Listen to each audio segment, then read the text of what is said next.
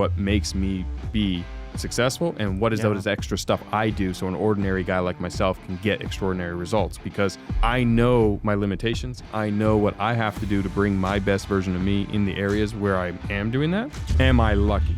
Yes. But luck is a formula also. The more times that you can create the circumstances for you to get lucky, you're going to just get lucky. My mom and dad were not excited when I told them I'm quitting my job.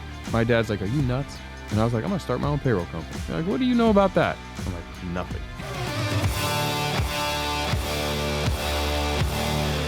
Well, welcome back to another episode of the Cody Cottle Show. But this episode's like really special because as you guys can see, I'm in Uninvolved Studios. I'm here with an incredible husband, an incredible father, an entrepreneur that has inspired me, many other people. I mean, you've built so many companies. You're doing so many cool things. Guys, help me welcome Jeff Fenster to the show. Thank you for having me, man. Yeah, man. Honor to be on your show. Appreciate you coming to our studio and getting to do it live together. Yeah. It's exciting. The energy's better live. 100%. I told him my one rule is I only do in person. His rule is his studio. But I got to say, it's a pretty sick studio. No, I'll do.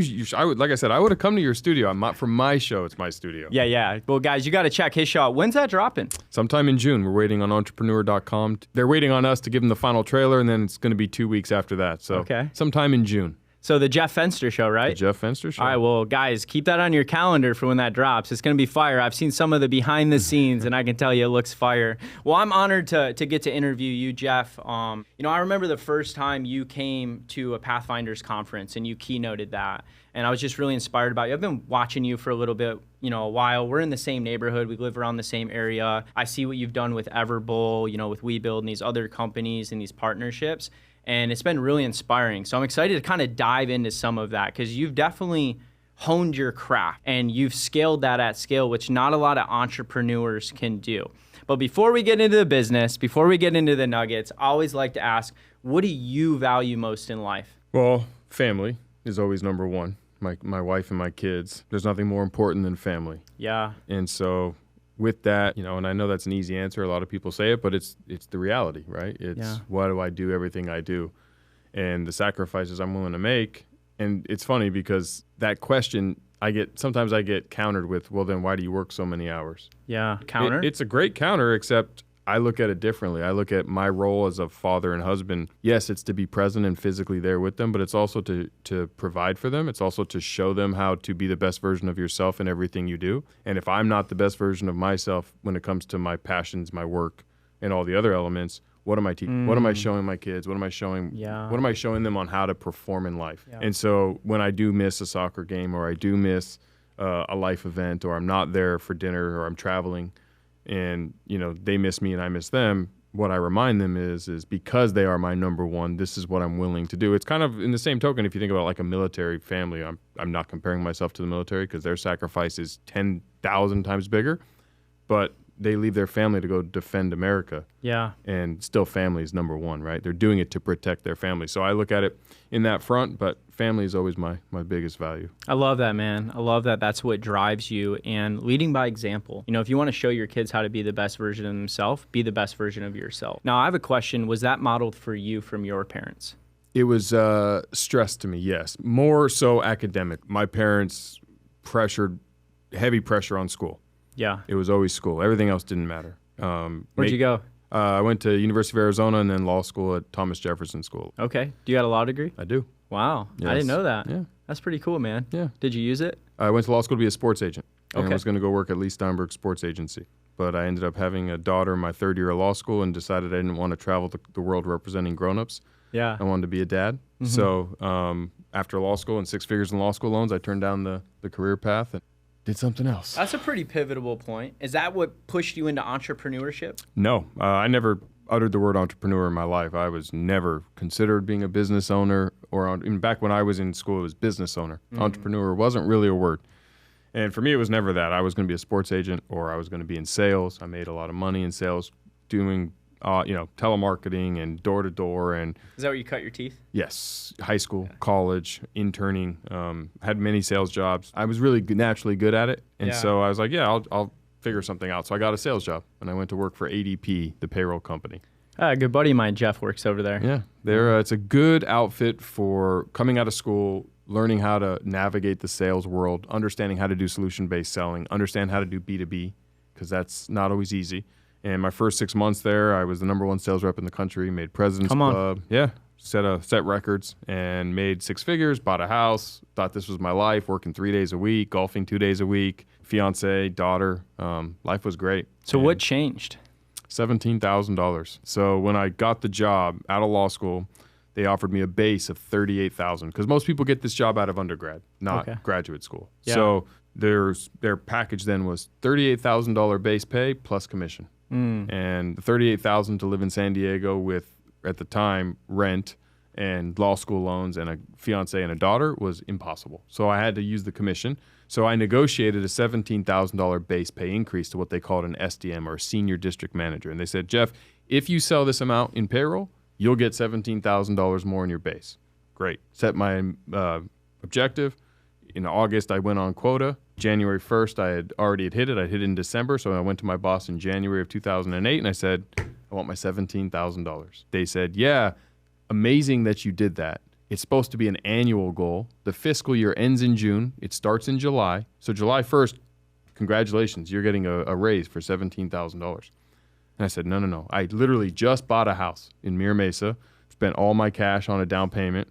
And this was 2007. So this was the top of the market, you know, before the crash. And I said, well, listen, I was banking on this 17,000 because that 38,000 doesn't cover much. I mean, you're talking just over $3,000 a month. Diego. Yeah, I mean, it's $3,000 before taxes in California. I mean, so you're left with what, $2,000? Right.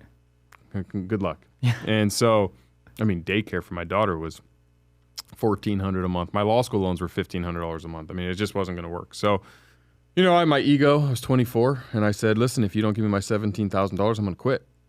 Thinking there was no way they were going to let Jeff Fenster walk out that door.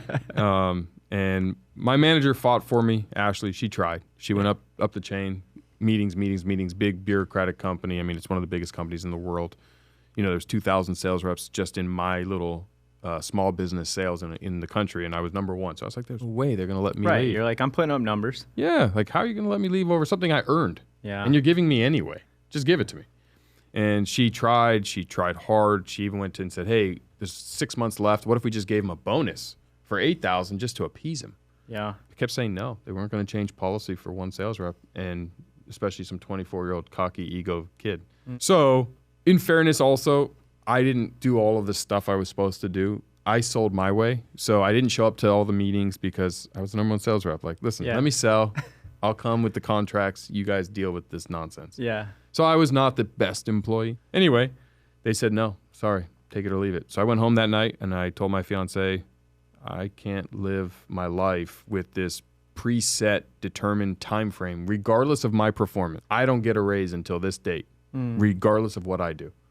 That was a prison cell. I saw my whole life flash before my eyes, like just misery. You're like, I'm not doing this. I can't do this. I just felt like a prisoner. I felt suffocated. I'm like, this is not going to allow me to be happy. And my mom and dad were not excited when I told them I'm quitting my job because, keep in mind, I went to law school and I didn't use the degree. Right. I went to undergrad and I didn't use that. I didn't do anything with that degree. I got a job that selling sales. I mean, you could have done that without a degree. Correct. So all this time, all this money, all this effort, and I made in 6.5 months, I made close to $200,000 working at this company, working 3 days a week, golfing twice.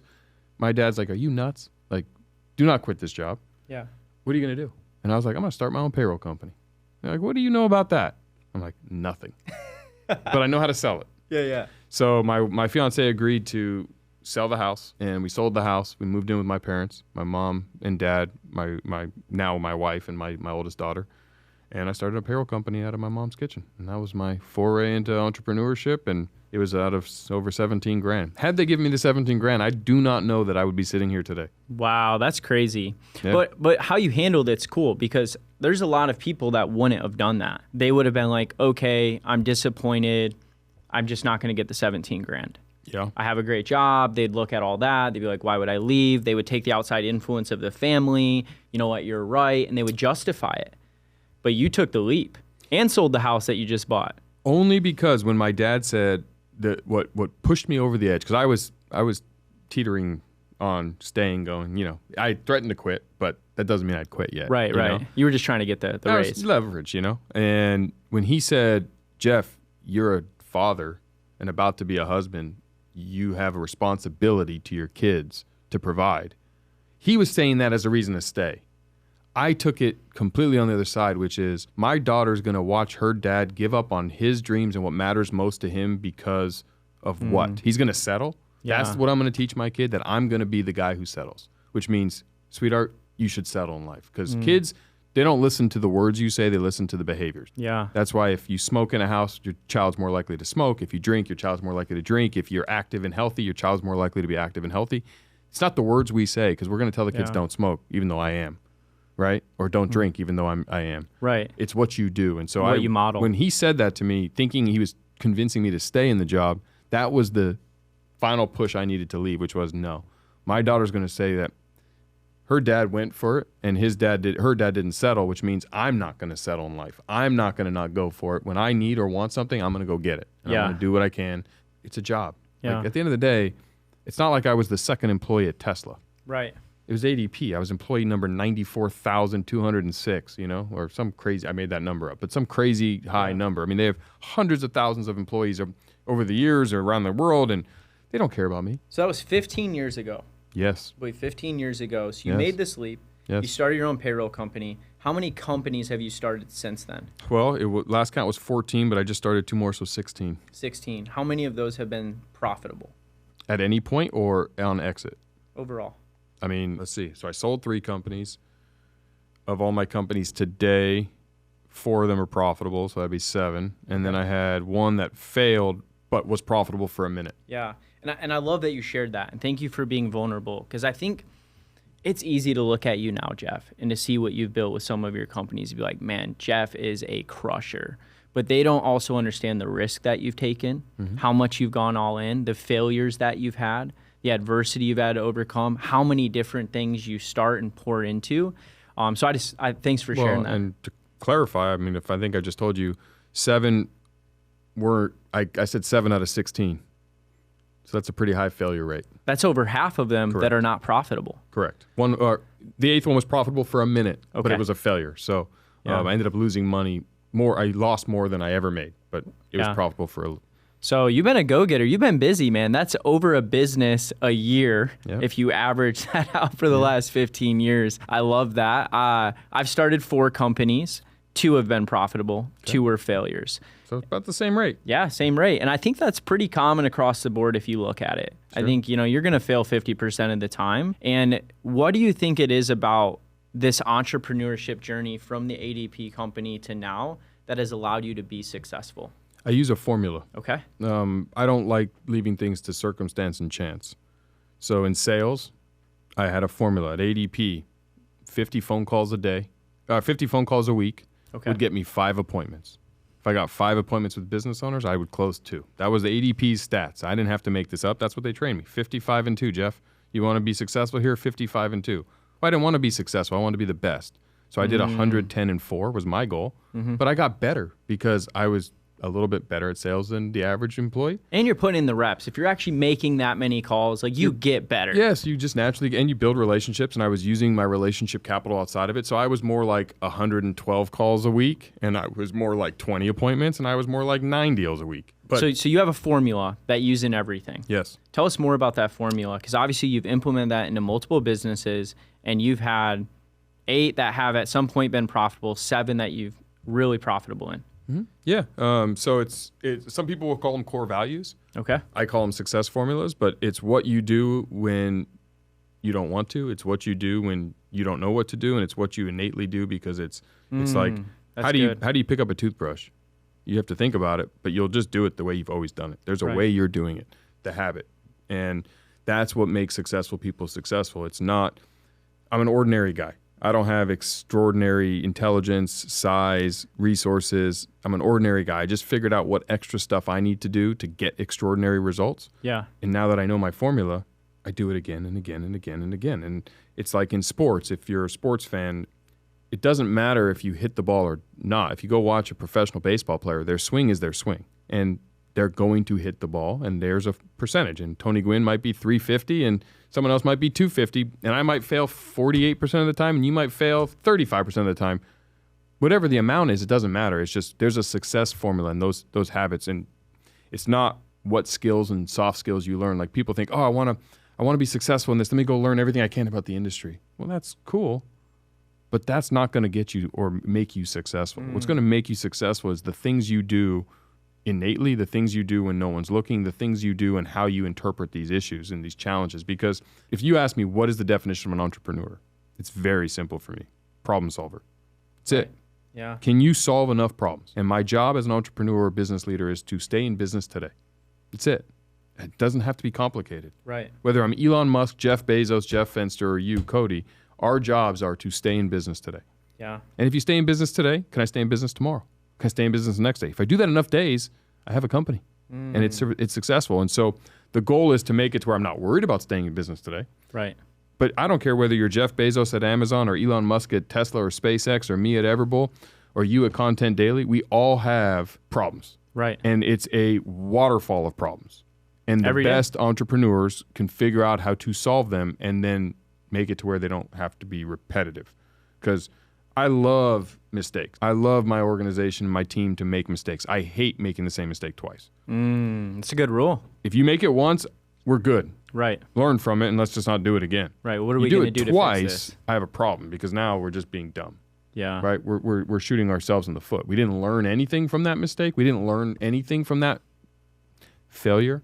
So my success formula for me is I have my 5 rules and I apply them how they need to be applied. But when I do a business, it's everything I do is make friends. It's rule number 1. Have fun, because if you're not having fun, then you're not going to put in the reps. You're not going to be able to outwork everybody else. Taking immediate decisive action is number 3, because if you stall and sit on the sideline or you are hemming and hawing, and the problem is you missed. The opportunities, luck is when preparation meets opportunity, and opportunity is missed mostly because we just don't see it or we don't take immediate decisive action. If you just take action and move, things are going to happen. You're telling the world, I'm here, I'm ready, I'm going to do this thing, and the world opens up. Kind of like the story we were talking about offline between you and your wife, how you met her the day her book published on that topic. Crazy. Yeah. Right? And so things happen. Number 4 for me is change ready. And change ready, well, actually, I interject 4 and 5, but 4 or 5 is change ready. It doesn't matter what order. It's the idea that you're never able to stay and do what you did yesterday. And a lot of people get comfortable in, hey, this has worked for me. This is how I am. I'm not going to change my business. I'm not going to pivot. I'm not going to alter everything I do. I will re-engineer my entire company overnight if I have to. And COVID was a great example where I rebuilt my entire business. I had never planned on franchising my restaurant chain. I had 28 of my own stores. I was going to scale to 100 or 200 and sell the thing. I was vertically integrated. I was doing this all on my own. I didn't need franchisees. I didn't think I wanted franchisees. COVID happened, and we had to basically shut everything down on March 18th, 2020, because we didn't know what was going on at the time. We reopened May 1st once we realized it wasn't, we were able to reopen and all that. And in that process, we realized to scale this business in the new world where people aren't traveling as much and you have different restrictions in different states, and we want to grow and scale, and how are we going to do this? We opened up franchising. And so we sold all of our corporate stores, started franchising, and did all these things we were never going to do, and reinvented our business. And today we have 370 stores in what will be 37 states. You had 28. 28 corporate locations. So over 370 locations. Because COVID hit, you were fed with adversity. Yes. And then you pivoted. Yes. That's amazing. Change ready. Change ready. And then we also launched a direct-to-consumer product line and a new company called Unveils Products, where I went on QVC and I started selling direct to consumers, and we had this product called Laterbowls, and we spun up a website, and we started driving in vans and dropping product off at people's houses, and we I think I changed our remember business. that. Yeah. The business changed, and the difference was, and I mean this not as a brag, I mean this as a way to get the point across, which is on March 19th, we spun up Shopify website and launched Laterbowls. On March 22nd, I was driving in a freezer van through San Diego, dropping off boxes of acai bowls at people's houses that had ordered. Customers that couldn't go to our stores that placed these orders. The only employees left, because we had to lay off over 400 people on March 18th, was me and 3 executives. So there was 4 of us, and we were trading off days on who was going to pack the boxes and who was going to drive the boxes. And these are the 4 leaders of the company that I hadn't served an acai bowl in quite a long time at that point. Yeah. And my wife says to me, and she says, Jeff, what are you doing? Right. Like, with all due respect, you can hire somebody to do that. And I said, well, I need to learn this thing. I'm not going to. I mean, I had plenty of money. I didn't need to be driving the van. Right. You didn't have to do that. I could have also shut the business down. I was self-sufficient financially. Like, I didn't have to go through that heartbreak, but I'm not a guy who's not going to win. I'm not going to not succeed. So for us, it was, what do we need to do to change the business? So we changed it to this later bowls concept, got on QVC and grew this entire new vertical, and ended up partnering with some incredible people like Drew Brees and all these things. And it all happened because we changed our business when our other restaurant friends didn't. They sat, because all the other acai bowl shops were just thrown in the towel. Or collecting checks from the government and Right. doing selling acai bowls store through a door, and they weren't willing to change their business. And the best examples of this are like Blockbuster. Blockbuster Video could have been and should have been Netflix. Right. It wasn't. Yeah. You look at Sears and Circuit City and these other brands that could have been Amazon. You're going to see that happen more and more. You with always have. technology. It's always going to be that way. Because companies and people don't like to change. They get comfortable in what they do. So Change Ready is my 4th one. And then the 5th one is Kaizen. And it's the idea of getting 1% better every day.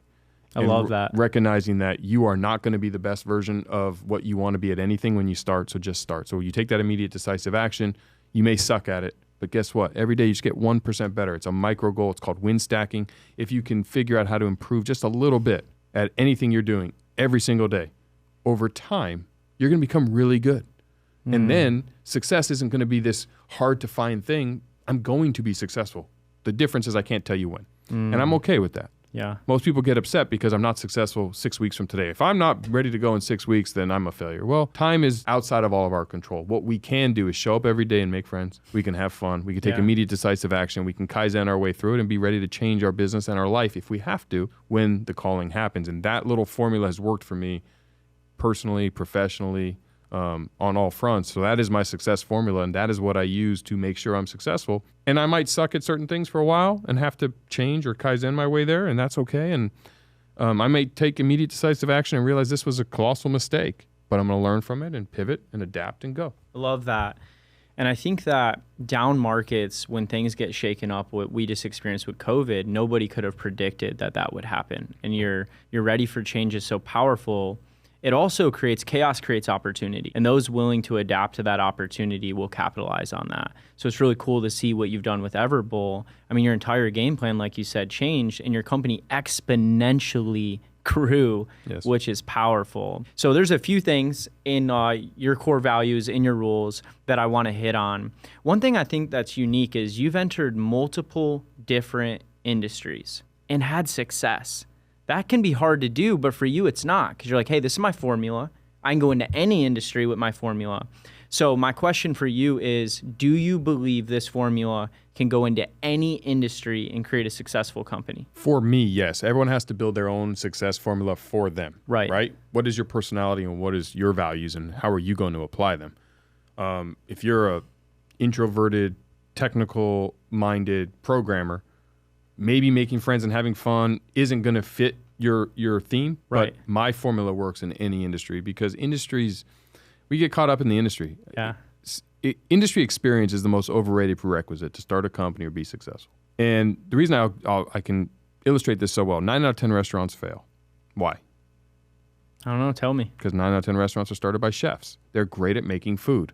They're better than me at making food. They could create and curate an incredible menu and bring the tastes out and understand flavor profiles and make a culinary experience that could be written about in books. Right. But if they don't understand how to hire, train, do a P&L, marketing, deal with investors if you need to, landlords, contracts, legal, if they don't understand code, if they don't understand regulations, if they don't understand the business part of the business, they could fail. And we all know great restaurants that went out of business with great food.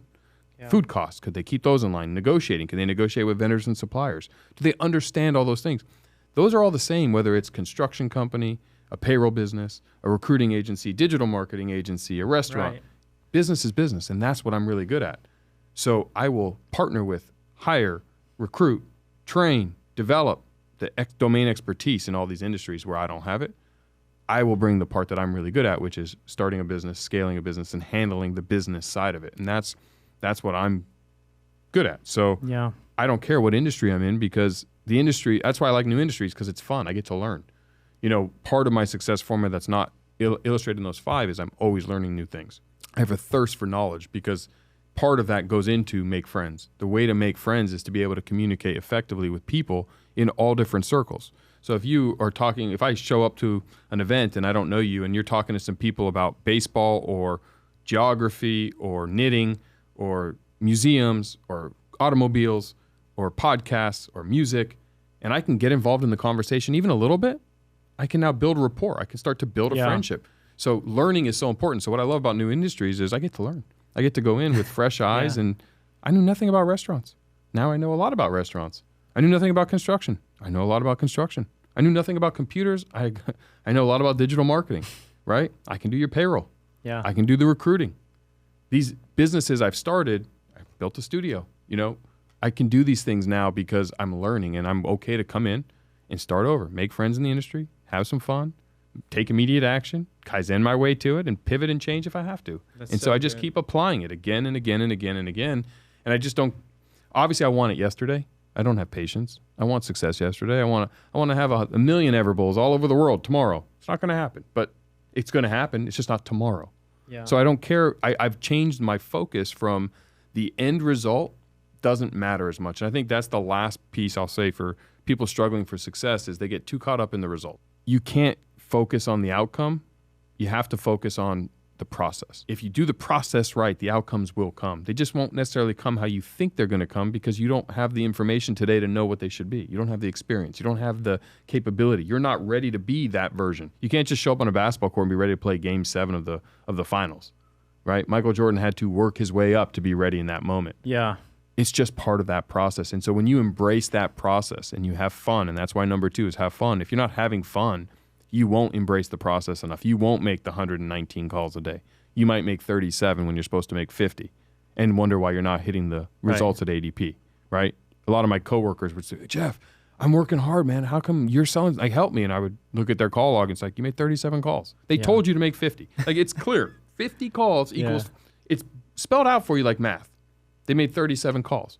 And they're like, well, yeah, but I got no appointments on the first 37. It doesn't say it's going to be, 5 appointments out of 50 isn't 1 out of 10. What if the last 5 calls you make are those 5 appointments?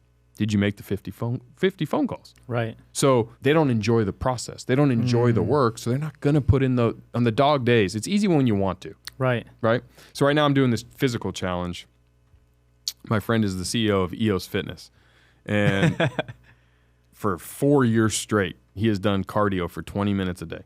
Okay. Sick, travel, and he travels a lot like I do. Like, doesn't matter. 20 minutes a day, he hits cardio. And him and some of his buddies. And I was like, that's a cool challenge. So there's an app and all this thing. And so he got me one, and now I'm in. And it's like 20 minutes a day, no matter what, you're going to do some cardio. Just for your heart and health. And, I'm 40, so I got to start thinking about my heart health and all that. And today's a great example. So last night I was playing in this poker game. And I didn't get home until almost 3-something in the morning. And I'm an early bed guy. So, like, I don't do well staying up that late, and it was up in LA, and I had to drive home. And so that was past your bedtime. Way past. I'm more likely I wake up at 4:30. Like, I'm more likely about ready to wake up. And I woke up at 6:15 this morning, which is sleeping in for me, and I got like less than 3 hours of quality sleep. And first thing I did was do that 20 minutes, and I hated every second of it. Every single second of it. I was telling my wife, I hate this, but I'm going to do it anyway. And I did it. And the point is, on the days you don't feel like doing it, what's going to make you do it, right? And so I have a little mantra I tell myself: if I don't want to do something, I have to do it. Yeah. And if I want to do it, great, go do it. And so that's part of having fun. I'm enjoying the process. I'm having fun with the challenge of, can I commit to doing this forever? Yeah. 20 minutes a day, it doesn't sound like sounds at first glance like a lot, but it's a lot harder than people think, especially if you're sore, if you're tired, if you're in a bad mood, if you're sick. Traveling, that's really hard. Yeah.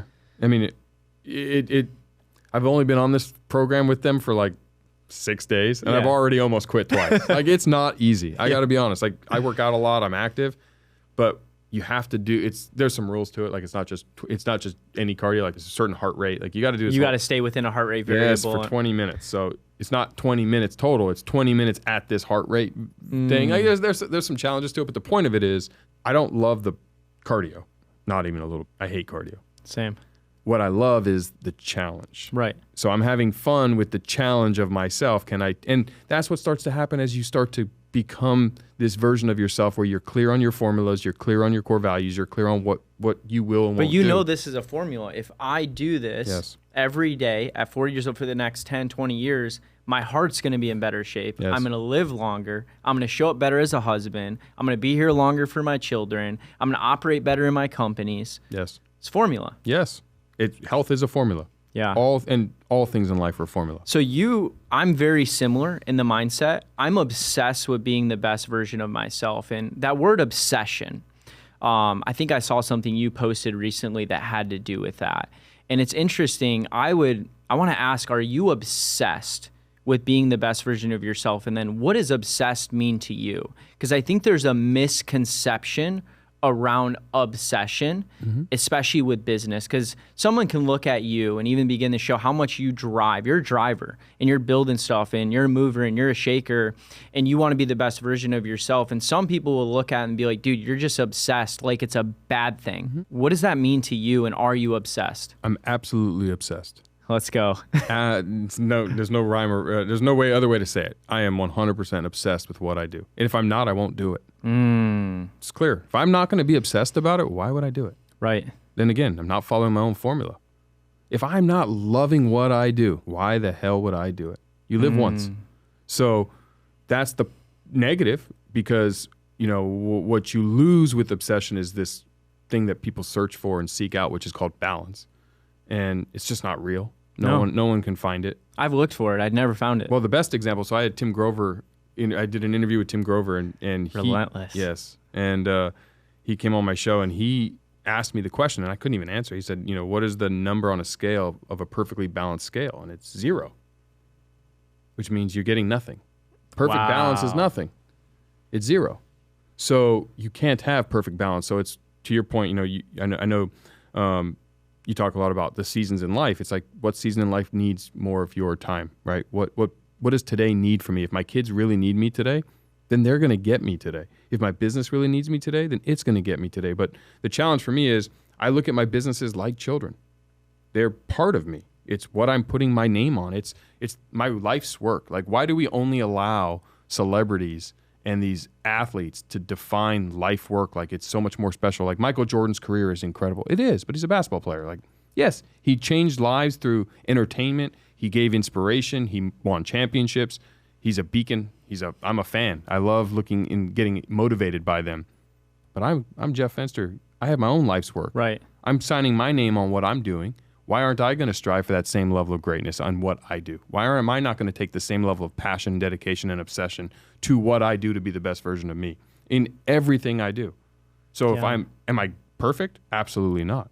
I find areas all the time where I'm like, you know what? I'm not being the best version of myself in this area. I need to step up my game. I need to improve. And that's one of those little things, like this cardio challenge. When I was in my 20s and 30s, I didn't need to do it. But now I'm getting older. I do have a family history of heart issues. I do want to live to be 250 so I can see my greatest of greatest grandchildren. I want to be around for the technological advances and breakthroughs that are going to happen so I can live forever. Right. And I want to be healthy doing it. And so to do that, I have to change my game. And now I have to introduce this cardio thing. And I'm going to be obsessed. I'm going to be obsessed because it allows me to win. I will beat most people, not because I'm better. It's just I'll outwork them. Well, you're relentless. And relentless wins. And, I have this. There's a couple things you hit on, I think, that are key. For one, I wanted to hit on this. You've removed the if variable when it comes to success. Because if you have effort times time, it's going to release outcome equal every single time. And it's funny because you brought up Michael Jordan and we were having an offline conversation about getting Michael Jordan on your show. So MJ, if you ever listen to this, you need to come on the Jeff Fenster show. Michael, Got a seat for you. Right here. And it's cool because we were talking about it and you're like, it's not a matter of if I get Michael Jordan. It's only a matter of when. Mm-hmm. And I think that's a different mindset. And I'm curious though, the mindset of the relentless, obsessed, I'm going to make it happen. It might not be today, it might not be tomorrow, but I won't stop until it does happen. Did you have to develop that? Were you born with that? Where did that come from in your life? So this is the negative side of that, which is because I love the process more than the destination. When Michael Jordan's sitting here and I'm talking to Michael, as soon as it's done, I'm already thinking of what's and who's next. So a lot of people will say, hey, why don't you stop and enjoy and smell the success you just had or the accomplishment of what just happened. And I think that that's because too many people are caught up in the destination and the result. And I'm not in love with the result. I'm in love with the challenge of getting Michael Jordan to fly to San Diego and come on my show. And for the record, I've never met Michael. I don't know Michael. I have some relationships with people who do. But I shook his hand once at his restaurant in Chicago. I've never met him. I've never been in the same room. I've watched him play basketball, so I've been in the arena. But I've never been in a personal area with Michael. And I'm excited for the challenge of getting Michael. Once I get Michael, who's next? Who's the next person I really want? And so growing up, I was never satisfied with the result. And I guess maybe I was born that way. I don't think that's a bad thing, and I'll tell you why. The moment you hit the goal that you've been reaching for, I hate the period of time personally afterwards. If I don't have another KPI, a goal, a milestone, I'm miserable. And the most successful men and women that I've ever met that set out to do incredible things of greatness that have accomplished them, immediately following that, like let's take Super Bowl, right? If you actually go talk to guys that have won the Super Bowl, the week after they win is the worst week of their entire life. And everyone from the outside is like, dude, you just won the Super Bowl. Why are you depressed? Because I won the Super Bowl. And all I've thought about is winning the Super Bowl. Mm-hmm. Now what? Now. So then, Tom Brady, he was already thinking about the next ring. Like literally probably as soon as he won that ring, 5 minutes later, he was already strategizing how he's winning the next ring. And I think that that's a different mindset. It served you well, though. It does. I mean, there's a cost to everything, right? Everything has a cost. Mediocrity has a cost. Perfection has a cost. Remarkability has a cost. Everything has a cost. It's just, what are you willing to pay for what you want? And there's success is different to everybody. Some people think of it as a financial gain. Yeah. Some people, like my wife, success to her was raising our 2 daughters and being the best mom in the world. And that's what she wanted to do forever. And when we got together, and fortunately, she was going to work in hair and do hair in a salon, and she didn't have to, and she got to stay at home and be a mom, and that's success to her. Financial stuff, business stuff does not matter to her one bit. Some people it's religious. Some people it's spiritual. Some people it is business. Some people it's being a teacher and empowering and teaching. So I talk about success as it relates to me. Everyone has to apply it to themselves. But when I was a kid, I hated losing more than I liked winning. And I think that was hard as a kid because you're stuck in a kid world where mom and dad tell you what you get to do and don't get to do. And you don't have the freedom, like you have to go through the motions. And what I learned is I don't like to lose so much more than I care about the winning side. So I win so I don't have to lose. Not I win because I love the taste of winning. I don't care. And I used to always set these goals thinking, hey, I'm going to do this. I'm going to be happy. Hey, when I make my first $1 million, I'm going to be so happy. And I did. And you know what? I wasn't. Or when I start my own company and we achieve this thing and we raise some private equity dollars and someone believes in us and gives me a check, I'm going to be happy. You know what? I kind of for a minute, and then what's next? Yeah. And so I came to the conclusion that I love the process more than the destination, and then I leaned into it. And all you're seeing today is 15 years or 40 years on this planet later of understanding more who I am and how I tick, and now leaning into what makes me be successful and what is those extra stuff I do so an ordinary guy like myself can get extraordinary results, because I know my limitations. I know what I have to do to bring my best version of me in the areas where I am doing that. And I'm striving in the areas I'm not. And so there's that constant self-reflection and inventory you take, that inventory of your own person, and say, okay, where have I been lacking? Because there is a cost. When I am killing it in business, I'm potentially not being the best dad those moments, or I'm not being the best husband, or I'm not taking care of my health.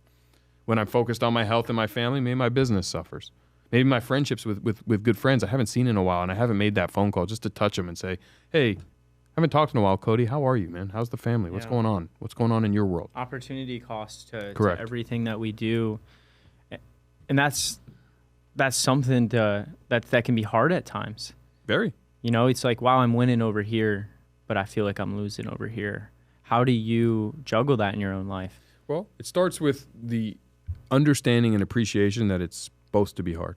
Life is precious, right? And when you think about life in all forms, the process of life is hard. If it was easy, it wouldn't be precious, right? That's good. And if it was easy to obtain this level of success we deem success, keep in mind, everybody on this planet, almost everybody on this planet, is uber successful compared to our ancestors 1,000 years ago. If 1,000 years ago they could look at the lives of almost anybody on this planet, they would be like, oh my gosh, that's like the Bill Gates or the Elon Musks of today, right? Like, wow, they have a light they don't have to rub two sticks together to start their fire.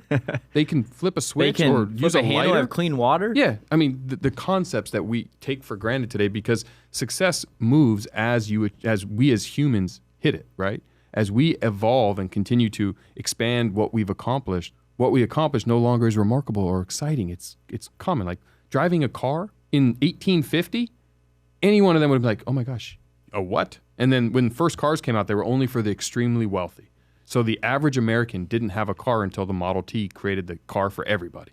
Yeah. Now, in America, most families have a car. Not all, but most families have a car. And so the concept of having a car isn't this level of success anymore. It's no longer like, I have a car. It's a mode of transportation, and it's kind of a commodity now. It's become common for us. Common. So success is always moving. And so how I juggle that and how I deal with those hardships is I recognize it's supposed to be hard. And I just lean into it, and I find the enjoyment of that process of it being hard. I learn to like the hard stuff because I know at the end of that hard stuff is a result that's going to taste really good and going to give me another leg up in my path towards being the best version of me. And I'm teaching my daughters. I mean, at the end of the day, that's who looks at me the most every single day is, Dad did it anyway. He got up this morning, and I, like my daughter, she's going to college. Right. During the school year as a senior, there was a concert she wanted to go to with my wife. And so she went, and it was during the week. And she's like, Dad, can I miss school tomorrow? I'm like, why? She's like, because I got home at 12:30, and I have to wake up at 6:30, and I'm going to be tired all day. And I looked at her and I go, you chose to go to the concert. You have responsibilities tomorrow. You can make that choice as a mature, young woman. That's fine. We all can make those choices, and I'm glad you had fun. Tomorrow you have to sack up and be the best version of you, and that ain't sitting at home skipping school. And I have to eat that same dog food, right? So I last night had an opportunity to go play poker with some people in my relationship circle I'm trying to build relationships with, so I said yes. I got home at 3-something in the morning. I have a full day in front of me. I have to do it too, and I have to show my daughter. And you're leading by example. I have to show her. That's the point. I have to demonstrate that, you know what? I'm tired. Yeah, I didn't want to do all the things I have to do today, but I'm doing them anyway. Yeah. And I'm going to do them with the best version of me I can bring. Tomorrow, maybe I get a good night's sleep and I feel better, and that's fine. And that's what I need her to understand when she goes to college and goes into the world, is that's the life choices we all make every day, which is, do I want to go do this thing? And what is the ramification of me doing it? And can I still be the best version of me tomorrow? And if the answer is no, maybe you shouldn't do it. And that's where like drugs come in, and alcohol and bad choices. And so I deal with the hard by just recognizing and finding the fact that I learned to like it. Like I actually learned to like the fact that it's hard. If it was easy, I just wouldn't do it. Switch that paradigm though. Most people act according to how they feel. And that dictates a lot of their life. But it's a Kaizen thing. I didn't start where I am today. Right, 1% I used to hate the hard stuff. I used to struggle mightily, small, micro goals, and now we're talking today. And if you talk to me in 10 years, I should be much further ahead than I am now. Yeah. If you talk to me 10 years ago, I'm nowhere near the man I am today 10 years. I was in work in progress of the guy I am today 10 years. Right. And in 10 years, this guy will be a work in progress. And as long as we're working towards it, so if you're listening and you're like, well, I can't seem to cross that paradigm, I can't make that shift, don't look at where I'm at. Look at where you're at and say, what can I do today to get just a little bit better in these areas that I want to improve? Yeah. And focus on that. Time's going to happen anyway. And in 5 years, you're going to look back and be like, wow, look how much I've grown. Look how much I've improved. Look at the human I've become. Mother, father, husband, wife, brother, sister, employer, employee, coworker, friend, whatever it is, whatever that dynamic that we're looking back on, in 5 years, if you make a dedicated effort to keep improving and make those micro wins and Kaizen and learn how to work your way through that, you're going to find yourself staring down and go, look how far we have come. Yeah, that's amazing. So let's take this in another direction now. You just wrote a book. Yes. The Relationship Bank Account. And I know in your core values, one of the first things is make friends. And so tell us a little bit about the book and why are relationships so important to you? So I wrote the book. Actually, I did a course. I got hired by LinkedIn to do a course. So LinkedIn Learning hired me to do a course on their LinkedIn Learning platform. Okay. On relationship capital. Okay. So I did this course on relationship capital, which to me has always been very important to me. I have learned through my life, and it's taken years of learning and being exposed, but I've realized it's not what you know, it's who you know, and that's important. And I can accomplish so much more with a team than I can as an individual. And so I don't need to know how to cook something if I'm best friends or good friends or have a relationship with a great chef, right? Right. I don't need to know how to do all the things I need to do to be successful in life if I have relationships that I can lean on and call and say, hey. And number two, I love people. I love good quality humans, right? I like to get inspired by them. I like to have conversations. So through building friendships and building relationship capital, I've had so much business success. And so this is going to be more skewed towards business, but it works in human too, outside of business, just the human side. But we all know somebody who got the job because they're so-and-so's best friend. Maverick Carter got the job because he's LeBron James' childhood friend. Now he runs, Clutch Sports, and he's where he is. If he wasn't growing up with LeBron James and didn't know LeBron James that way, he wouldn't be Maverick Carter of Clutch Sports. He'd be Maverick Carter of someone else. Right. As in a sports example. Someone got the job as the VP of sales because they were so-and-so's brother, sister, aunt, cousin, etc. So nepotism's real. And when you start to realize how to use nepotism as an advantage, you realize that by making friends with as many humans as you possibly can, you start to build a tribe, and that tribe is thinking about you in a positive way as they navigate the world. So you're going to leave today, and you're going to be doing your thing. And if in 6 months and a day, you come across someone, and they're sitting there going, yeah, I'm really looking to buy a franchise, and I was looking at Jamba Juice and McDonald's. And you're going to be like, have you ever heard of Everbowl? And they're going to be like, no, 100%. I haven't heard of Everbowl. And you're going to introduce them to Everbowl because we're friends. And I didn't ask for this, but you're just being a good human and ways you can help a friend because you know that that's their business. Like I'm going to go into the world, and I know that Content Daily is doing content for companies that are struggling with marketing services and need to create content. And I'm going to keep you in top of mind. I'm like, you should reach out to my friend Cody, right? He could possibly help you. Right. I'm not asking for it. I don't know if it's going to work, but it's just people thinking about you as they see life.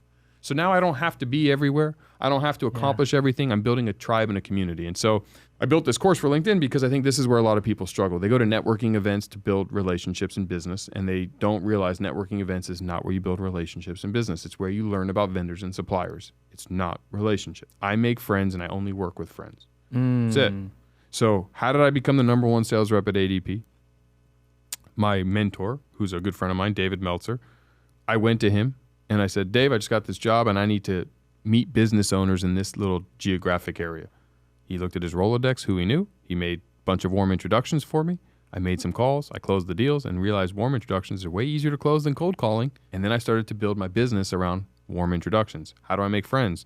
So then I started making friends with CPAs and bankers because they have access to business owners. And I said, what can I do to help them? Because if you help a friend first, you've earned the right to ask for a favor later. So I started to look at it like money or like a bank account, which is if I can do good for you and help you a bunch of times, I've made deposits into our relationship bank account. Now, if I need something and I call you, you're going to be like, yeah, of course, Jeff. You've done so many amazing things for me. Why wouldn't I help you? Yeah. If all I've done is make withdrawals and said, hey, help me, help me, help me. What can you do for me? Please help me. I don't care about your business. I don't care about your life. Well, then I'm broke. And I think when we look at unsuccessful entrepreneurs and business owners and people in business as a general rule, the ones who have a wealth of relationship capital tend to have a elevator. The ones who don't are taking the stairs. And so I can walk into a lot of industries today, pick an industry, and I can move my way pretty close to the top pretty quickly because I have an abundance of relationship capital with A-listers, celebrities, entertainers, very successful entrepreneurs and business people, everyday moms and dads. And so who do I know in my network? When COVID happened and we spun up our Shopify and our later bowls, I wanted to go on QVC. I didn't know anyone at QVC. So I looked at my Rolodex and said, who do I know who can help me get to QVC? So I made the decision. I started putting it out there to some friends who I thought maybe knew somebody. Hey, do we know anyone at QVC? No, but this guy does. Can you introduce me? So I got Dan Fleischman introduced me to Todd Abrams from Icon Meals, and I didn't know Todd yet, and had a call with Todd, and I said, Todd, Dan introduced us. I'm really looking to get onto QVC, and he mentioned that, you are the guy who's done it. Do you mind helping me? And Todd had relationship capital with Dan, and as a favor to Dan, helped me. Right? Yeah. And Dan did it for me because of our relationship capital. So now the relationship game's being played. So he introduced me to the buyer at QVC. It didn't cost him anything. He just made an introduction for me to the buyer. But he used up some goodwill, some of his own life equity with QVC. And then I got in front of the buyer, pitched them, got on the show, was successful. And that all happened really quickly because of the relationship capital I had with Dan. And I got it with Dan because I led with value with Dan first, right? And then Dan and Todd, and that's how relationship game works. That's so good. It works. Same thing in my digital marketing agency. I partnered with Neil Patel. I didn't know Neil. I didn't know how to use a computer, but I started digital marketing. He's only an OG in the marketing game. Right. But that's what happens, right? So I started this digital marketing decision to start a digital marketing company. Yeah. And I reached out to a friend of mine from middle school. His name's Pat Flynn. And Pat had this website called Smart Passive Income. He's got one of the biggest podcasts in the world. And he used to show how you make money online without doing any work. So I call him and I say, Pat, teach me how to do digital marketing. I'll pay you 10 grand a month. And he goes, Jeff, it's called Smart Passive Income. I don't do that. You should meet Neil Patel. Who's Neil Patel? And he said, well, Google him because he's pretty big in the space. Let me make an introduction for you. So now I had a warm introduction to Neil from Pat Flynn, who's already extremely successful. And so with my call with Neil, I didn't start at the bottom. I started on a warm intro where he's going to be at least interested in what the conversation is going to be. It's up to me to close. It's up to me to get there.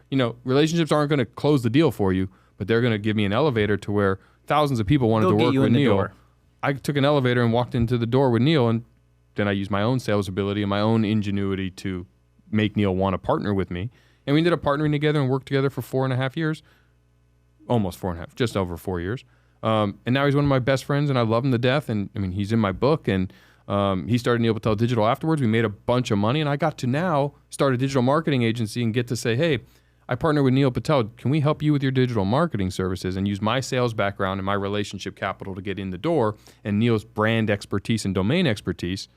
And I didn't even have to know how to use a computer. Yeah, now you have authority and credibility in the industry. Correct. It's in my book, I talk about it. It's called the bug light concept, which is if you walk into an industry without experience, you need something to attract. It's not the greatest metaphor, but a bug light, right? It'll attract the bugs or the customer's potential, right? So I got to lead in and say, hey, Cody, I'd love to come in and help you with your digital marketing or help you make more money online. Oh, Jeff, I don't know you. No problem. I need you to Google Neil Patel. He co-founded Kissmetrics, Hello Bar, and Crazy Egg. He's one of the world's best digital marketers. He's my partner. We're going to come in and do a free assessment for you. If I can't make you more money, don't worry, it won't cost you anything. And if I can, we're only going to get paid if we make you more money. So you have no risk, but let me and Neil come in. Yeah. Who's going to say no to that? Nobody. Once they Google Neil, nobody. So how easy was it for me to go do what I do? Yeah. Very.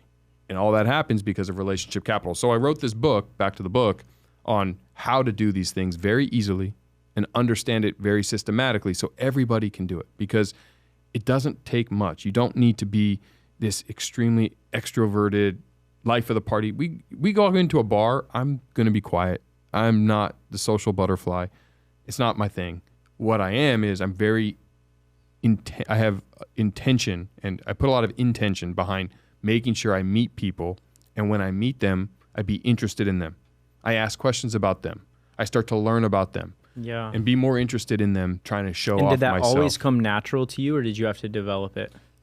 Both. Yeah. Parts of it was natural. I was charismatic as a kid, but again, I was a sponge. I was fortunate enough to have mentors and learn, right? Like the thing that we all make the mistake of is we all think we know more than we know. Mm-hmm. And we get around people and we don't want to listen. We don't want to absorb what they're telling us. Yeah. It's like the Karate Kid thing. Like, I don't want to paint a fence. Well, paint the fence. Well, why? Because at the end, that hand motion is actually how you stop the punches. Mm-hmm. And we think we know, so we don't listen to the people who have been successful. I had the maturity as a young kid to at least absorb the information from my mentors and quality relationships that were around me, and recognize that I was learning things beyond my years when I was young. I didn't always agree with it. I didn't always implement it. I sometimes fought it with a hard head. But all of that was a learned skill. And so the book is to teach everybody else how you can implement this tomorrow. That's so good. You don't have to wait. You don't have to have a college degree. You can do this tomorrow. And I'll leave you with one more example, because some people say, well, hey, I live in a small town. I don't have access to the people that possibly you do. My largest payroll client, when I started my company, we're a year and change in, my largest client came from the checkout clerk's brother at Albertsons. Because when I would go to Albertsons in my little community every week to buy groceries, I would at least make some conversation with the same woman every single time because she was there. And I didn't just put my head down, and I didn't just ignore her because I quantified her as the checkout clerk at Albertsons and has no value to me in my business. So what value am I going to get out of it? That's not how you look at relationships. It's, this human is a human. Let me understand them. So we made small talk. I never hung out with them outside of Albertsons, never been to their house, but she knew I had a daughter and a daughter on the way in a payroll business. And I knew that she worked at Albertsons and was married. And we had just, hey, how's your family? You know, small talk. But as the conversations progressed over time, they got a little bit deeper and a little bit more personal to the point where she knew all that about me. One day, she says, Jeff, I have a favor to ask. Sure. Do you mind if I give my brother your phone number? He has a company and he's dealing with a major payroll issue. And I'm thinking I'm doing her a favor. So I say yes. Like, I'm going to take this phone call. I'm going to help this guy. I'm not going to get anything from it, but I'm going to just do a favor for this woman. She's nice and I like her and I see her all the time. Sure. He ended up having over 1,000 employees in his company. It was a 6-figure annual contract.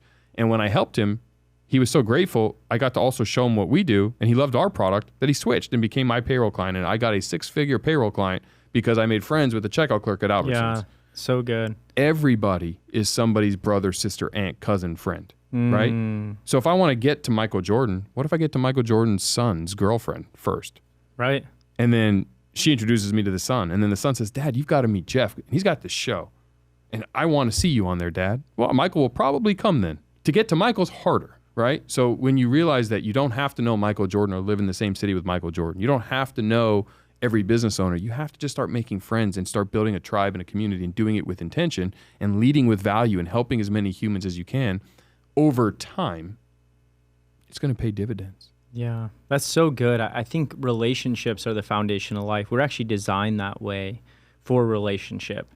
And so many people do things so transactional. But I love how you view it in building business, but understanding that that doesn't come until I deposit into friendship. Yep. And that's powerful, man. And I'm in agreement. I would not be where I'm at today if it wasn't for relational equity. Like, that is 100% the thing that has opened all of the doors for me, because I've genuinely taken the time to invest into people, to build the network, to get to know people, and to find out what they want. What is Jeff Fenster? You want Michael Jordan? I might be calling him tomorrow. Like, well, I won't call him. He's hard to get to, but I might be calling his whole staff. But you got to go on this show, like I'm telling you, because when you find out what someone else wants, and it's not because I want anything from you, but just knowing like, hey, I want to build relational equity with this guy. Let me help him get what he wants if I can. Yep. If it's within my Rolodex. That's powerful. And I'll just for your audience, we put together this, it's called Network to Millions Playbook. It's like a 3-page PDF of the snapshots. So you don't have to, feel free to buy the book. If you can't afford it, reach out to me. I'll send it to you. But if you want to support, it's on Amazon or you can get it. But relationship bank account, right? Yep, relationship bank account. So you go to Amazon right now, relationship bank account, Jeff Fenster, get the book. It's an ebook, hard copy, hardcover or softback, paperback. But there's this PDF though that's completely free. I'll send it to you. Just text the word Jeff to 33777 and I'll send you the free PDF. It's Network to Millions Playbook. It's just some things you can implement today, because here's the beauty.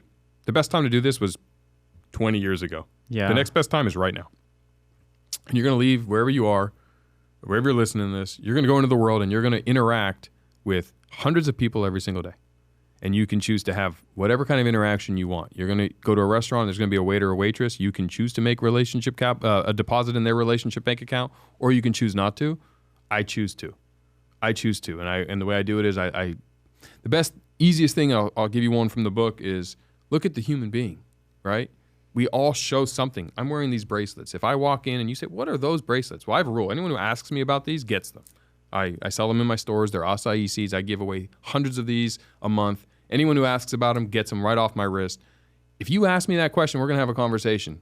If I look at you, you have a necklace, you have a watch, you have a bracelet that says something. I can read it and ask you about your necklace. I can ask you about your tattoos. If you're with a kid, I can ask you about your kids. If you're with your fiance or girlfriend, I can ask you, or your wife, I can ask you about them.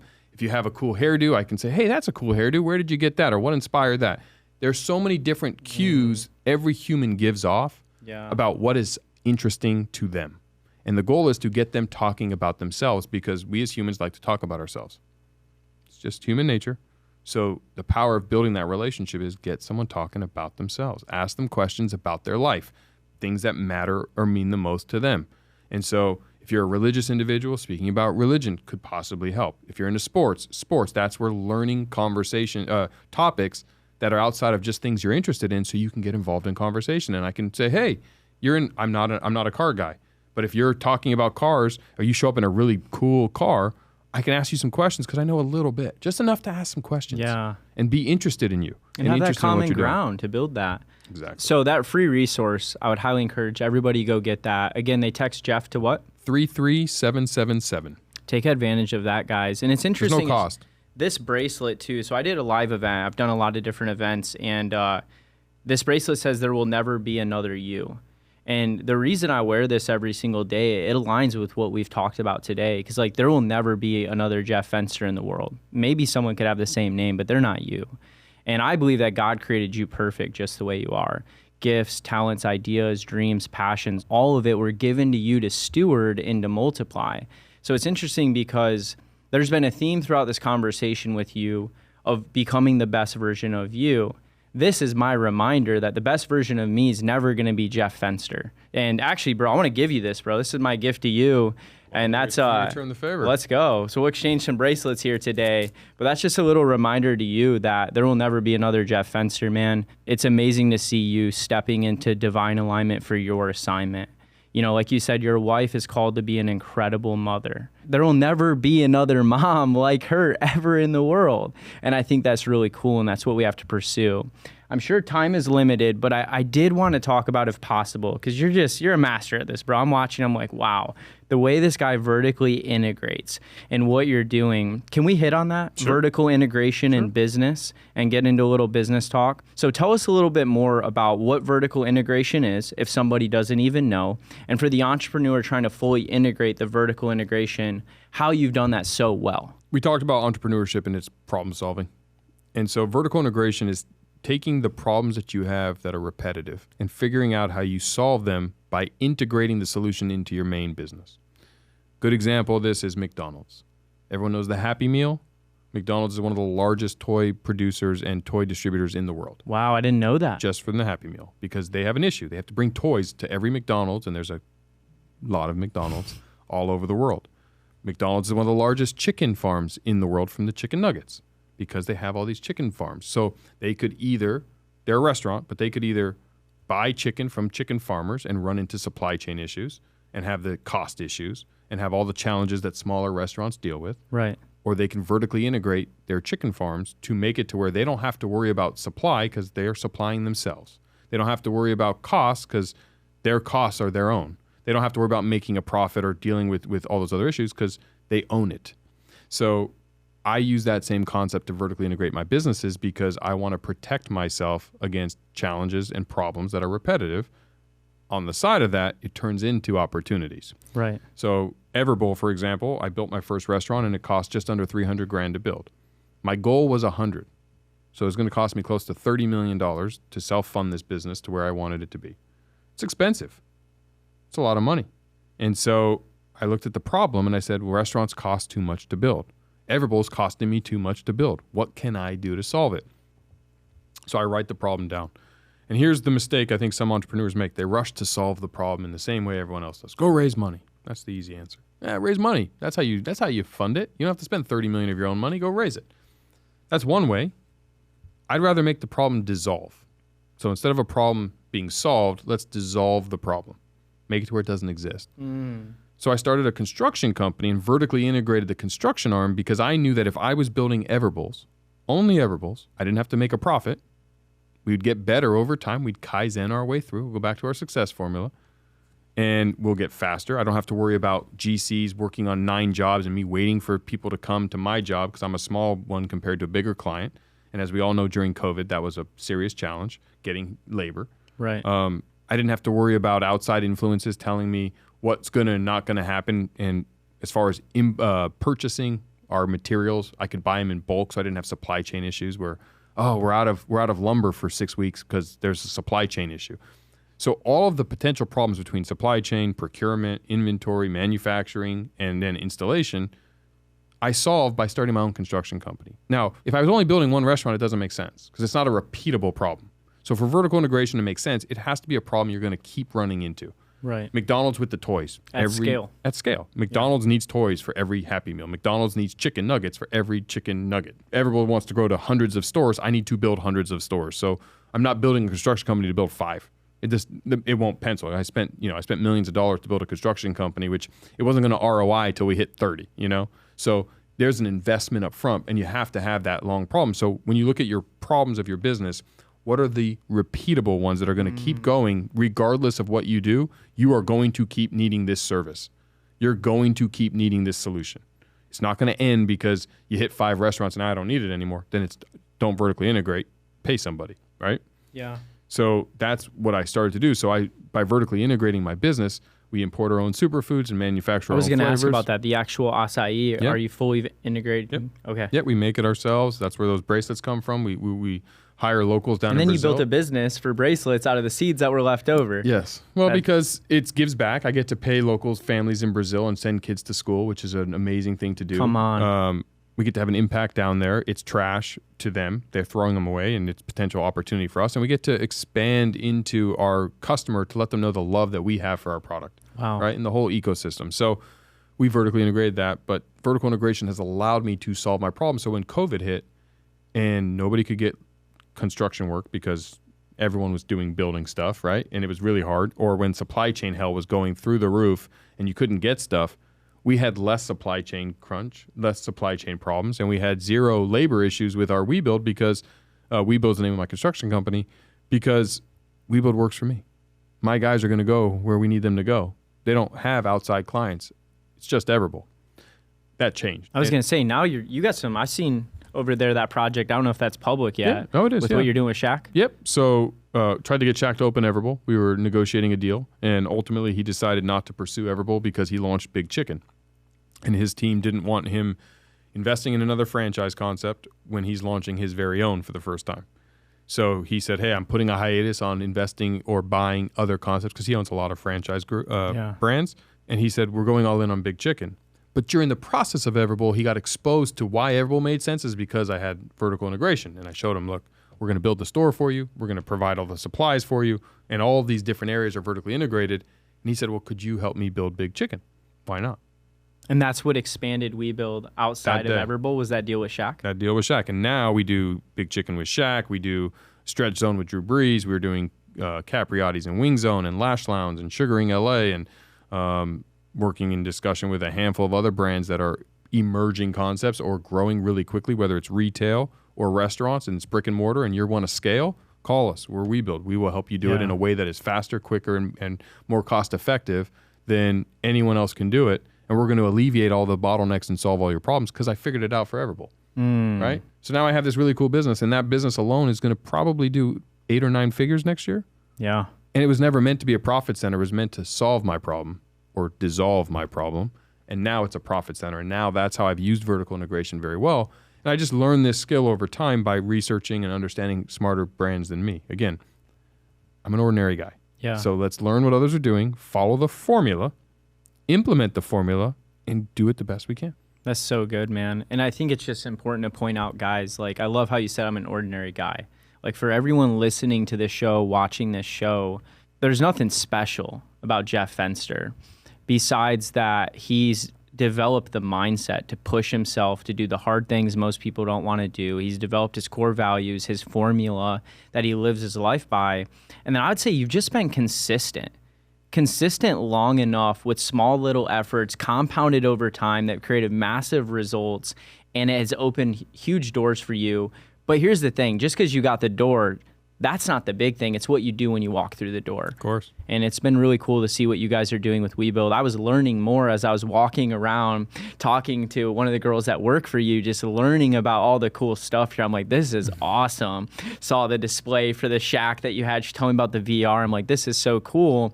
But then I get to sit here with you and I get to hear the story. It's like, hey, I just had a problem in my company that I needed to solve that led to this amazing opportunity that's now highly profitable. Well, and that's, so part of my core values used to also add be remarkable. I don't strive for perfection because you can't be perfect, but remarkable means you'll hit perfect on the way, right? So part of that means when you have those opportunities, you get to that door. This is where everyone has to really lean in and say, okay, how can I be remarkable?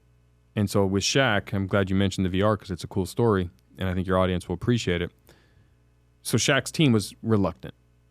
Jeff, you can't build a restaurant that fast, that cost effectively, impossible. So come to San Diego and come to my studio, our facility where we build everything, and we'll show you. This was on a Tuesday. The following week, Wednesday, they were coming, so it was 8 days, I think, or 7 days. It might have been Wednesday to Tuesday or Tuesday to Wednesday. I don't remember the exact days, but it was about a week. We built a big chicken in our office, the facade, you've seen it. And it looks nice. Yeah, we built it. They didn't know we built it. And we told them we're going to build it in VR, virtual reality, using technology. So they flew to San Diego. We put 7 headsets down. We had a curtain blocking the big chicken so you couldn't see it. My team and Eric Hansen, he built this incredible virtual reality big chicken to scale, like based on their specs to scale. I had Drew Brees, he's a partner of mine, come in because I wanted them to not feel like we were going to trade on the Shaq brand. Like small companies, big brand, like there's a little bit of knowing how athletes and celebrities work. You want to make sure that you can bring that down. So I asked Drew to come in because I wanted to demonstrate, like, we have Drew Brees. We don't need Shaq. We want to work with you guys because we can add value. If we don't get the deal, we don't get the deal, but we're not doing this just because your name is Shaq. Right. It's just not the case. It helps, but it's not the reason. And so it was Drew, myself, and 5 of their team members, and we're all in virtual reality walking through the big chicken, and everyone's having a good old time, right? Like, it's cool. Well, while we're in virtual reality, Eric pulled the curtain down. So when we came out of virtual reality, you're staring at the physical manifestation of what we told them we were going to build. And we did it in a week because that's all the time we had. So we demonstrated the thing, right? So we gave them an experience that they're never going to forget. So when they came in and they went through it, when they took off the headsets, they're now staring at it, not knowing it was there. And a few of them were like, wait. Like one guy even actually put it back on because he was not sure where he was. But that experience made them go, we want to work with you, right? And gave us the opportunity to go build one. And that's what you need, right? And so am I lucky? Yes. But luck is a formula also. The more times that you can create the circumstances for you to get lucky, you're going to just get lucky. Yeah, and right? you were prepared. Well, preparation meets opportunity. We call it luck. Others call it luck. Yes, and my goal is, my friends say Fenster luck.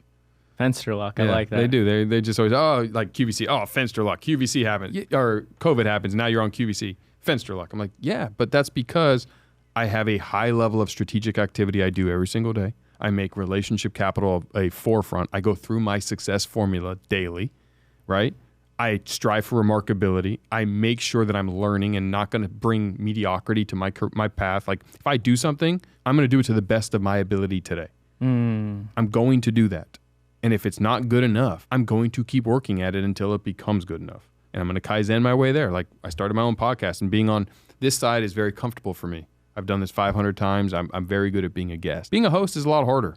Yeah. My first episode, I felt like I sucked. I mean, I really did. Dude, I look back on mine and it makes me cringe. Right. Like I was like, I don't know what to ask. Was I listening? Was I making good eye contact? Was it engaging questions? Was the audience? Like there's so many things to being the host. And that's one of the things I'm working on right now. And I'm getting better.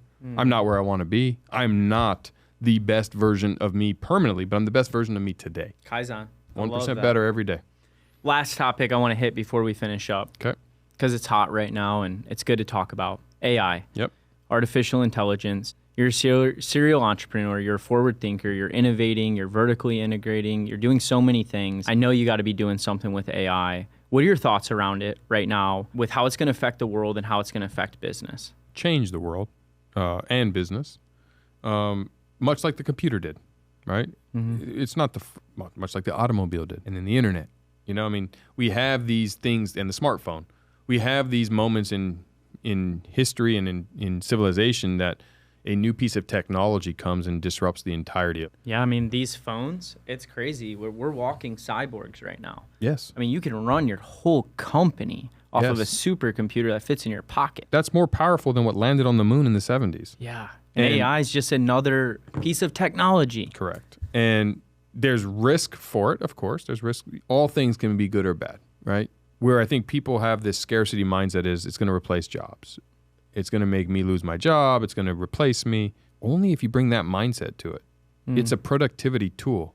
Calculator didn't replace a math teacher. You have to know what to input, right? Yeah. If you don't know how to use AI, yes, you're going to be replaced by someone who knows how to use AI, because why would I pay a human being to look something up on the internet, or to, like I'm learning with the podcast now, like I can use AI to give me all the show notes and give me titles and do all this stuff in a matter of seconds.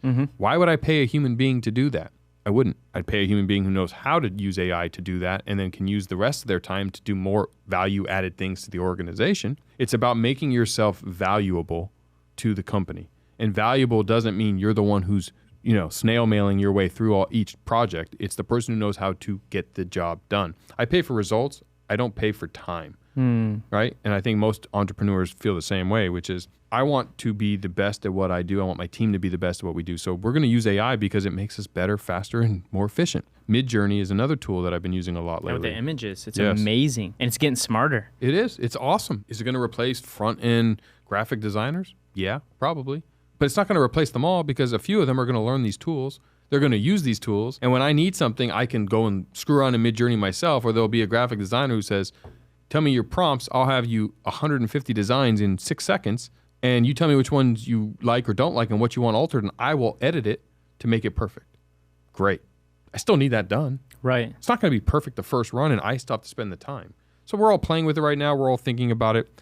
It is going to disrupt business in the world. It is going to replace menial jobs and jobs that should be replaced, but it's not going to replace careers. So, I went to law school. Why can't a lawyer be AI? Honestly. I mean, now I can write so many of the legal documents I paid thousands of dollars to have written with AI in seconds. Yes. So the point is, could it replace lawyers? It's going to replace some. Someone's still going to have to specialize in that. Someone's going to have to specialize in how to use it right, how to review it, make sure it's accurate. We're not there yet. In 50 years or 100 years, yeah, we probably don't need it. But great. You know what? Change ready. And I was going to say that because you're change ready. Yes. So it's just changing the way you see change. Exactly. And recognizing that, yes, in the 90s, we ran our business on receipts and paper. And then the internet came and companies said, I don't use the internet. It's not for me. And those went extinct. And others leaned in and said, oh, computer. And I can take orders online and people don't have to come in my door to buy stuff. We went through this. I'm older than you, but I went through this in my teenage years. Yeah. When I went to high school in the 90s, I didn't have a cell phone. I had a pager. I didn't have a smartphone until I was graduated college because it didn't exist. I worked for a company, PCE Phone, as an intern, one of the world's first computer phones, and it was big. I had the first cell phones were big. Like that transition wiped out countless businesses because people weren't changing when the times came. This is another one of those moments. Like, are you willing to learn the technology and invest the time to evolve your capabilities and skills to meet the new technological advancements that have happened? And can you figure out a way to add value to the organization you work with to where I don't want to lose the person? Great. You just got more efficient at your job. Now we can do it even faster and better. So instead of taking 4 hours to do all the show notes and all this stuff, we can do it in 6 seconds. And now we can spend more time editing. And when editing gets replaced by AI, great. Now we can do more shooting. And when shooting gets replaced by AI, great. Now we can do more content marketing ideas and strategy. And when that gets replaced by AI, we're going to think of other ways. The individual who rises and grows with the tide will never lose their job. The people who are just cashing it in, who don't want to change, who are ostriches and are not willing to invest effort into being the best version of them, I am scared for them. Wow. How are you implementing AI? All the different things we just mentioned. We're using it in marketing campaigns for Everbowl. We're using Midjourney for brand logos and marketing collateral. We're using it for the Jeff Fenster show. We're using it for WeBuild as we start to do how we're building and scaling our SOPs. Everything's coming through. We use the legal technologies that are available. There's stuff with the cameras now. Friends of mine are building these cool apps based off AI. We do job recs with AI. If we're not using AI, I'm kind of upset. Yeah. because we're not using tech. Like, why? We don't want to be like Blockbuster. No. It's right. We're Netflix. And it's always having that forward thinking. And I think it's cool. It sounds like you're empowering your team. Like, hey guys, this is clearly needs to be used. How do we implement this in your job?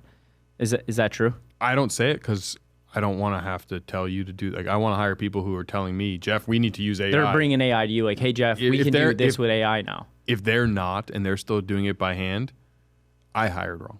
Just being full disclosure, and it's on me. Yeah. Right. Like that's my mistake. Yeah. Because we are a disruptive, forward-thinking organization, and I want to be the dumbest guy in the room. If I have to come up with every idea, I didn't hire the team. Like, my team is better than me. I stand on their shoulders, as I mentioned. They're the rock stars. I'm the guy who has a vision, and I'm the guy who brings us together and sets the culture. But my team is the ones who get all this done. Yeah. And I want to keep recruiting and bringing on team members that are being forward-thinking, disruptive, and remarkable. And I want to be the best, and I want them to want to be the best, and them to inject their DNA, and them to come with the ideas and say, I just figured this out. This is how we're going to use AI to do this. Awesome. High five. Like, that's cool. Yeah. Teach me. I want to learn. So good. Well, as we wrap up here, I just like to ask, what's next for you, Jeff? What's next for Jeff Fenster, for your brand, for your businesses? JeffFenster.com is coming out, my first personal brand website. So I've really leaned into personal branding this year, doing a lot more speaking on stages. I've been speaking for years, but it's never been on the forefront. I've done a lot more over the last 6 months, and we'll do a lot more moving forward. I already got approached about a second book, which I never thought I was going to write the first one. So that's potentially in the works. It's not 100%, but it's potential. Fenster luck? No, I'm just kidding. Yeah, Fenster luck, exactly. My daughter's graduating high school, going to college, so I'm going to be she'll be moving out and going to Mississippi for college. So I'm excited for that on the personal level. And my youngest is graduating 5th grade, going into middle school. So wow, that's exciting and fun. And, keep growing Everbowl, keep growing WeBuild. I hired an incredible president to run Everbowl about 8 months ago. His name's Trevor Sacco, and is the perfect hire. So it's allowed me to move outside of the day-to-day of Everbowl and more into the day-to-day of WeBuild, which has kind of been more of a focus for me. And then, as I mentioned to you, we're working on a studio. I can't get too much in the details on air, but we're working on a new studio concept that we're expanding. And, we have some fun things we're looking to continue to disrupt and do, and keep making friends and having fun and see where we go. Let's go, man. That's awesome. I'm excited. I'm excited to see what Jeff does in the next 10 years or 15 years. I see what you've done in the last 15. It's going to be exciting to see the next 15, man. And just from the bottom of my heart, thank you so much for coming on the show. It means a lot. I know the audience will get a lot of value from this. Guys, go reach out to Jeff. Go follow him on social media. What's your handles? @FensterJeff. You can email me at jeff@everbowl.com or connect@jefffenster.com. And again, I highly recommend you download or get that free PDF. Text Jeff to 33777. Hit me up afterwards. Let's build a relationship. I'd love to meet all of you. And thanks for supporting Cody. And hopefully you gain some value from this episode. And if you have any information for me, good or bad or indifferent, I'd love to hear about it. Let's go, guys. Well, go be obsessed. And as always, make today great. Thank you. Boom.